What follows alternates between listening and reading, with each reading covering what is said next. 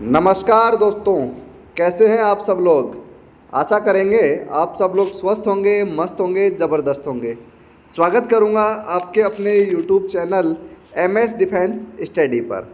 जैसा कि आप लोग लगातार देख रहे हैं, आपको बेहतरीन कक्षाएं प्रोवाइड करवाई जा रही है।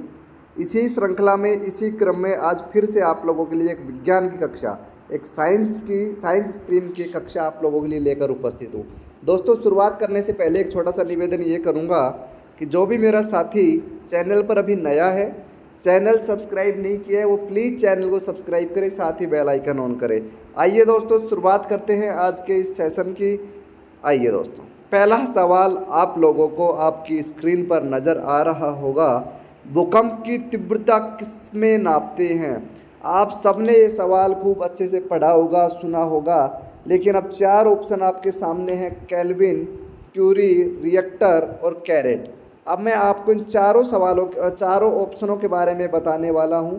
पहले सवाल आपने देख लिया, भूकंप की तीव्रता। अब इसमें केल्विन जो आपको नज़र आ रहा है साथियों, इसमें मैं आपको बता दूँ, इसमें मापी जाती है विद्युत धारा, या यूँ मान लीजिए करंट, क्योंकि ताप, धारा नहीं, विद्युत ताप। विद्युत ताप के तीन पैमाने होते हैं: सेल्सियस, फ़ारेनहाइट और केल्विन। तो आप लोग ध्यान रखें। क्यूरी आप लोगों ने एक्सरे की किरणें वगैरह नापने में काम आती है, लेकिन भूकंप की जो तीव्रता है इसको हम रिएक्टर पैमाने पर नापते हैं। Option number C is the right answer. और ऑप्शन डी है कैरेट, जिसमें सोने की शुद्धता मापी जाती है। 24 कैरेट इज द सोना शुद्ध। चलो जी, चलते, इसका राइट आंसर आपको समझ में आ गया होगा, ऑप्शन नंबर 3।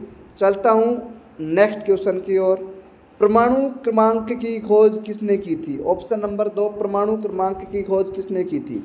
तो मैं आप लोगों को बताना चाहूँगा कि परमाणु क्रमांक से पहले जो आपकी पीरियोडिक टेबल आपने पढ़ी होगी, आपने hydrogen, helium, lithium, beryllium, boron सुना होगा। ऐसे परमाणु क्रमांक की खोज से पहले परमाणु भार के आधार पर आधारित थी हमारी पीरियोडिक टेबल। लेकिन वर्तमान में जो पीरियोडिक आधुनिक आवर्त सारणी की मैं बात करूंगा, वो हेनरी मोजले द्वारा बनाई गई है। और हेनरी मोजले द्वारा जो बनाई गई आवर्त सारणी है, इसमें साथियों ये हेनरी मोजले राइट आंसर होगा। परमाणु क्रमांक के आधार पर यह आवर्त सारणी रही है दोस्तों। तो option number B is the right answer. आप लोगों के स्क्रीन पर मैंने टिक कर दिया है, ऑप्शन नंबर बी। चलते हैं नेक्स्ट की ओर।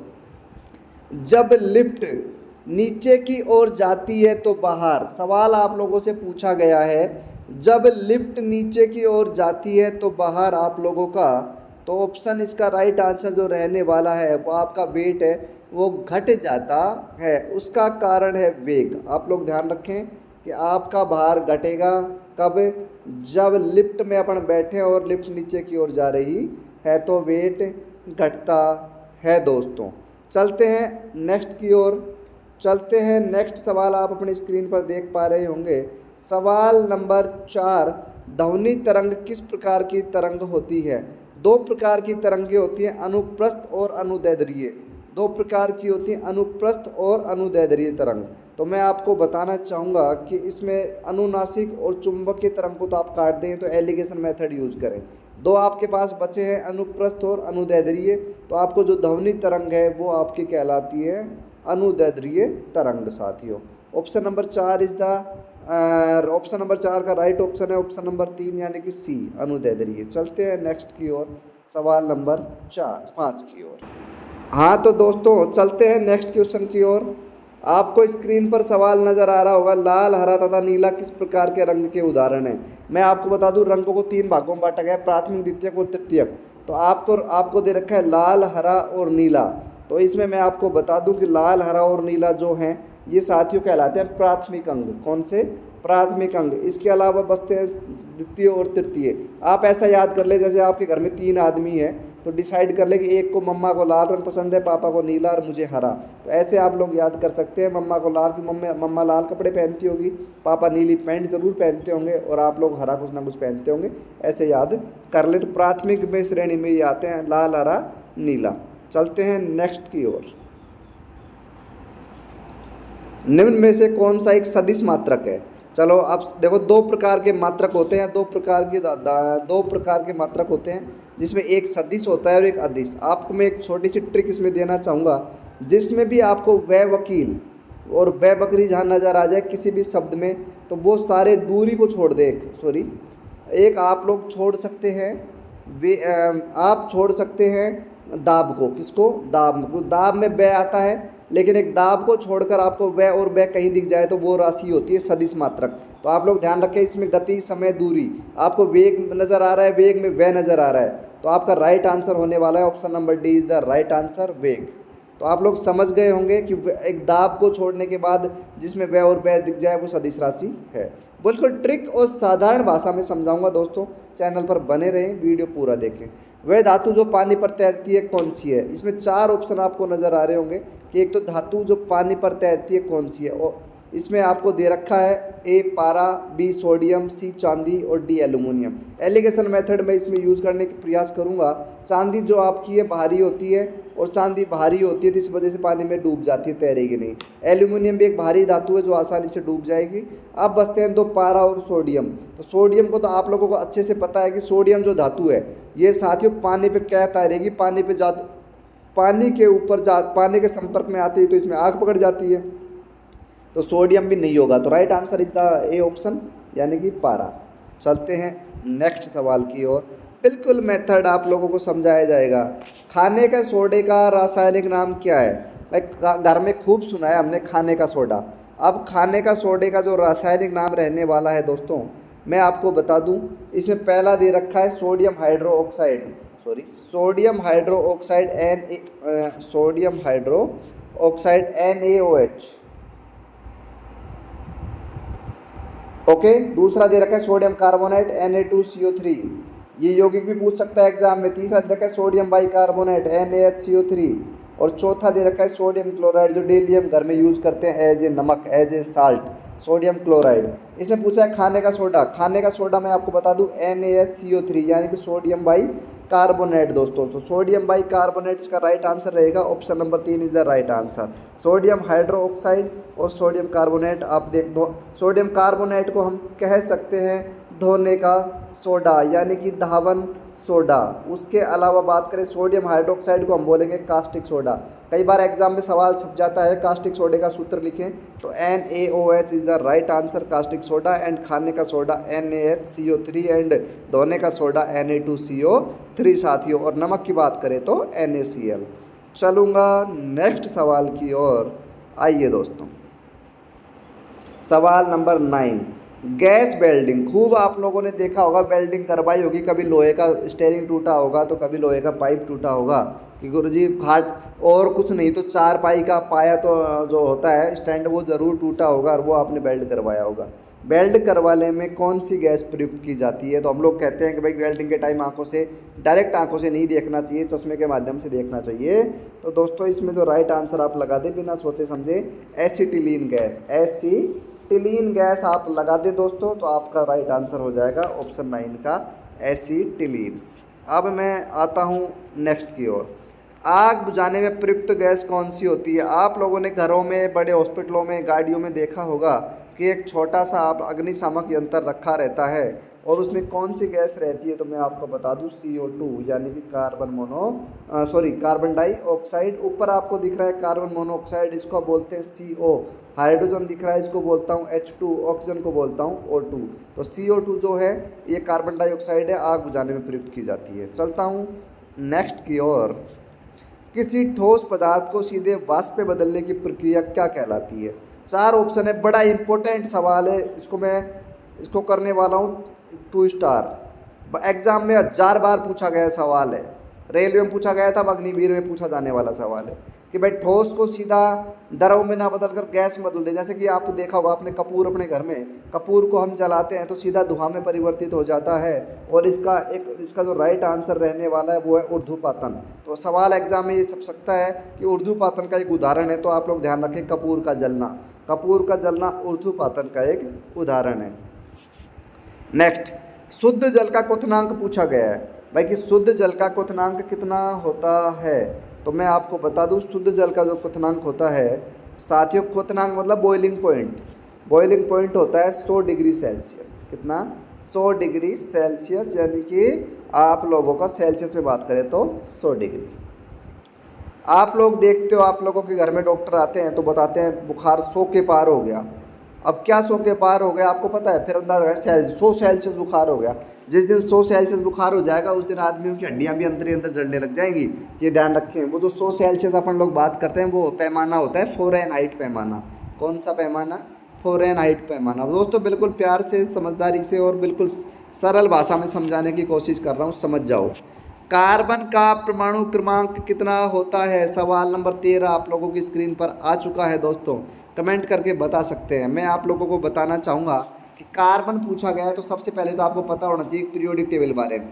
सबसे पहले आता है hydrogen, helium, lithium, beryllium, boron, carbon, nitrogen, oxygen, fluorine, neon, sodium, उसके अलावा मैग्नीशियम, उसके अलावा एल्यूमिनियम। ये मैंने आपको प्रतीक 13 तक लिख दिया है। इसमें 13 तक, सॉरी 14 भी है तो 14 से लिखो। अब दोस्तों इसमें मैंने लिख दिया है पूरा कार्बन का पूछा है। एक नंबर इसमें अपन देना चाहेंगे साथियों हाइड्रोजन को। किसको? हाइड्रोजन को। अब देखें 1 2 3 4 5 6 7 8 9 10 11 12 13 और 14। अब देखो इसमें कार्बन पूछा है, सी कहाँ दिख रहा है आपको? कार्बन का प्रतीक पहले पता होना चाहिए कि कार्बन को मैं बोलूँगा सी। अब सी कितने नंबर पे? 6 नंबर पे। तो 6 नंबर पे सी है तो राइट आंसर कौन सा हो जाएगा इसका? Option number 4 is the right answer this question. दोस्तों चलते हैं नेक्स्ट की ओर। बिल्कुल प्यार से साधारण भाषा में समझे दोस्तों, कोई दिक्कत नहीं है, कोई इशू नहीं है। 2 मिनट फालतू लग सकते हैं वीडियो में, लेकिन मैं आपको बता दूं कि कोई दिक्कत नहीं आएगी। निम्न में से भौतिक परिवर्तन का उदाहरण है। देखो 2 प्रकार के परिवर्तन होते हैं, पूरा समझा दूं कि वो 2 प्रकार के परिवर्तन होते हैं, रासायनिक परिवर्तन और भौतिक परिवर्तन। क्या है रासायनिक परिवर्तन, क्या है भौतिक परिवर्तन? आपको एक उदाहरण के माध्यम से समझाता हूँ कि कागज़ का फटना। कागज़ मेरे पास था, फट गया तो मैं कागज़ को चिपका सकता हूँ, जोड़ सकता हूँ। एक कागज़ था मेरे पास, जल गया, क्या वो उसको वापस कागज़ ला सकता हूँ? नहीं। दोनों अलग अलग परिवर्तन। अब समझे, रासायनिक परिवर्तन वो परिवर्तन होते हैं जिनको एक बार करने के बाद पुनः बदला नहीं जा सकता। जैसे कि दूध का दही बना ले, दही के बाद पुनः दूध नहीं बनाया जा सकता है। और भौतिक परिवर्तन वो परिवर्तन है जिसको बार बार बदला जा सके। बर्फ़ का पानी बनाना, पानी का फिर से बर्फ़ बना लेना, जमा लेना, तो भौतिक परिवर्तन पूछा गया है कि जो ऐसा परिवर्तन जो क्या नाम है बार बार होता हो। तो मोम का पिघलना, दूसरा है भोजन का पचना। अब मैंने भोजन खा लिया है और क्या उसको वापस, वैसे भोजन खाया वापस बाहर कर सकता हूँ क्या? नहीं कर सकता, तो ये कटेगा इसमें। दूध का दही बना लिया, दही का दूध बन सकता है क्या? नहीं, तो ये भी कटेगा। फल पक गए वापस कच्चे हो जाएंगे क्या? नहीं होंगे, तो ये भी कट गया। तो कौन सा ऑप्शन आपके लिए बचा है? मोम का पिघलना इज द राइट आंसर जो बच चुका है आप लोगों के लिए। आइए अंतिम, आइए नेक्स्ट सवाल की ओर। क्लास आपकी थोड़ी लंबी होने वाली है पर मैं आप लोगों को पूरा बताऊंगा दोस्तों, ऐसे घबराने की ज़रूरत नहीं है। आया है निम्न में से कौन सी बीमारी मसूड़ों से संबंधित है? तो मसूड़ों से संबंधित बीमारी की बात करूंगा तो मैंने आपको विटामिन सी पढ़ाया है। मैंने आपको विटामिन सी की कमी से स्कर्वी रोग दांतों में होता है और स्कर्वी का ही नाम है पायरिया। पायरिया में क्या है? मसूड़ों में खून बहना। थोड़ा फास्ट चलते हैं, तेज चलते हैं, सर की डिमांड आ रही है कि फटाफट क्लास पूरी करवाओ। मधुमेह रोग किसकी कमी से होता है? मधुमेह आपने सुना होगा, चलो नहीं सुना होगा लेकिन शुगर तो ज़रूर सुना होगा।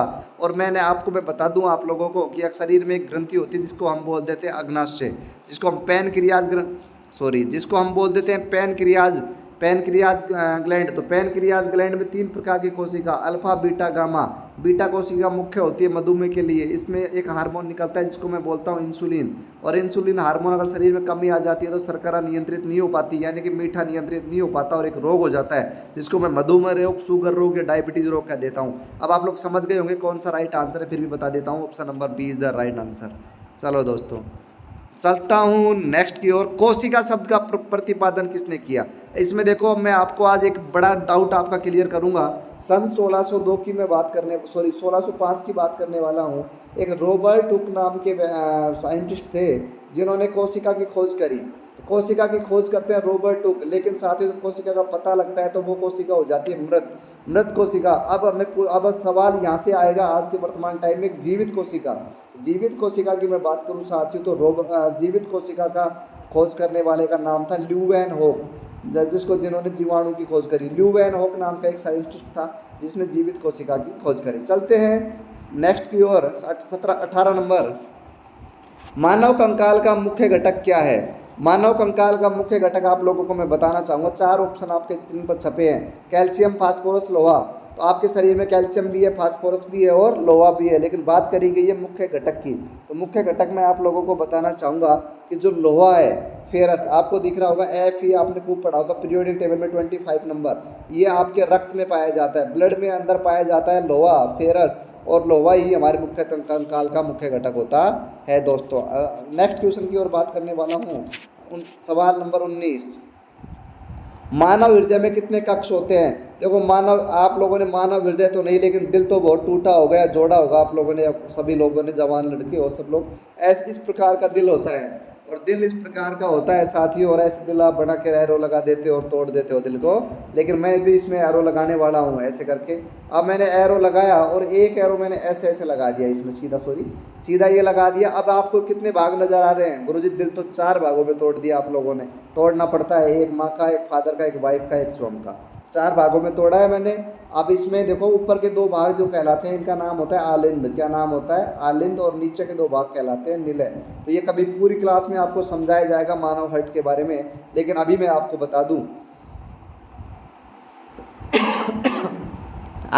बता दूं उसका जो राइट आंसर रहने वाला है option number 3 is the right answer, यानी कि मानव हृदय के 4 कक्ष होते हैं, 2 आलिंद कहलाते हैं, 2 निलय कहलाते हैं। बट समझाने की कोशिश करिए दोस्तों अच्छे से। आता है नेक्स्ट सवाल, कौन सा हार्मोन रक्त में शर्करा की मात्रा नियंत्रित करता है? दोस्तों क्वेश्चन रिपीट हो चुका है, अभी थोड़ी देर पहले पूछा था मधुमेह रोग किसकी कमी से होता है। मैंने आपको बताया था कि इंसुलिन की जब कमी आ जाती है तो शर्करा नियंत्रित नहीं हो पाती। तो आपको मैं बता दूं कौन सा हार्मोन, तो वह हार्मोन आपका समझ गए होंगे आप लोग, अगर कक्षा में लगातार ध्यान दे रहे हैं अच्छे से तो पूरा समझ गए होंगे। Insulin is the right answer this question. चलते हैं नेक्स्ट की ओर। नेक्स्ट है, निम्नलिखित में से कौन सा एंजाइम लार में पाया जाता है? अब आप लोगों ने देखा होगा कि लार हमारा क्या होता है, स्वादिष्ट भोजन देखने के बाद लार मुंह में पैदा हो जाती है, और लार का जो मुख्य कार्य होता है वो शरीर को शरीर में अपन जो भोजन खाते हैं उसको गीला करके लसलसा कर देती है, जिससे आसानी से अंदर ईसोफेगस के माध्यम से पेट में चला जाता है। लेकिन साथियों अगर सूखा भोजन खाएंगे तो ईसोफेगस भी तो एक त्वचा की बनी ही नलिका है, टूट सकती है, फट सकती है और मृत्यु हो सकती है। तो भोजन को लसलसा बनाने का काम लार करती है। लार में 2 प्रकार के एंजाइम विकसित होते हैं साथियों। एक मैं आपको बताऊंगा, इसमें आप लोगों का ऑप्शन में एक ही दे रखा है राइट आंसर। इसका तो राइट आंसर टाइलिन रहने वाला है, टाइलिन। लेकिन एक और हार्मोन है जिसको हम बोलते हैं एमाइलेज। क्या बोलते हैं? एमाइलेज हार्मोन बोलते हैं 21 नंबर। ओके दोस्तों, 22 नंबर की तरफ चलते हैं। मानव मस्तिष्क का वजन लगभग कितना होता है? मानव मस्तिष्क का वजन पूछा गया, एग्जैक्ट इस ऑप्शन में भी नहीं दिया गया है, लेकिन मैं आपको बता दूं मानव मस्तिष्क का एग्जैक्ट वजन होता है 1350 ग्राम। इसके आसपास आपको 1400 ग्राम नजर आ रहा है, राइट आंसर 1400 ग्राम रहने वाला है दोस्तों। दाद का कारण है, अब आप लोगों ने देखा होगा फंगी हो जाती है, लोगों के दाद हो जाता है और बार बार जाता नहीं है, दवाई ले लेते हैं, थोड़े दिन के लिए आराम आ जाता है, लेकिन फिर से दाद क्या नाम है हो जाता है। तो राइट आंसर मैंने फंगी फॉर इंग्लिश, फंगी शब्द इंग्लिश शब्द है और फंगी का ही एक हिंदी रूप होता है फफूंद। क्या नाम होता है? फफूंद यानी फफूंदी। आपने फफूंदी और भी देखी होगी, घर में अचार डाला होगा, जो अचार तेल में नहीं डूबा होता उस पर फफूंद आ जाती है, जिसको हम फफूंदी फंगी बोलते हैं, और वो भी एक कारण है दाद का। चलते हैं नेक्स्ट की ओर। सवाल नंबर आप लोगों के 24। दोस्तों आप लोग सपोर्ट करें, जिससे फटाफट पैनल ले लें और आपको लाइव पढ़ाएं, स्क्रीन पर फेस के साथ आपको पढ़ाएं। निम्न में से कौन सा जल जनित रोग नहीं है, यानी जल से होने वाला रोग कौन सा नहीं है दोस्तों? तो आपको मैं इसका राइट आंसर बताऊंगा। चलो मैं इसका डायरेक्ट आपको राइट आंसर बता जाता हूँ। Option number D is the दमा इज द राइट आंसर। हैजा आपको पता है, ये गंदे पानी में जो मच्छर बैठ जाते हैं उनसे अंतर्ज्वर और अमीबा पेचिस, ये सभी रोग इससे फैलते हैं। अमीबी पेचिस पेट में होने वाला एक रोग है। दमा आपका श्वसन तंत्र में श्वसन तंत्र का एक रोग है और ये पानी के माध्यम से नहीं होता है। चलते हैं अंतिम यानी कि 25 की ओर। अंतिम सवाल है आज का, शरीर में लोह तत्वों की कमी के कारण कौन सा रोग होता है? मैंने आपको बहुत पढ़ाया है कि रक्त की कमी से जो रोग होगा, रक्त के अंदर लोहा है, रक्त की कमी से जो रोग होगा साथियों वो आपका अरक्ता, इसमें लिखा हुआ है ऑप्शन नंबर डी अरक्ता।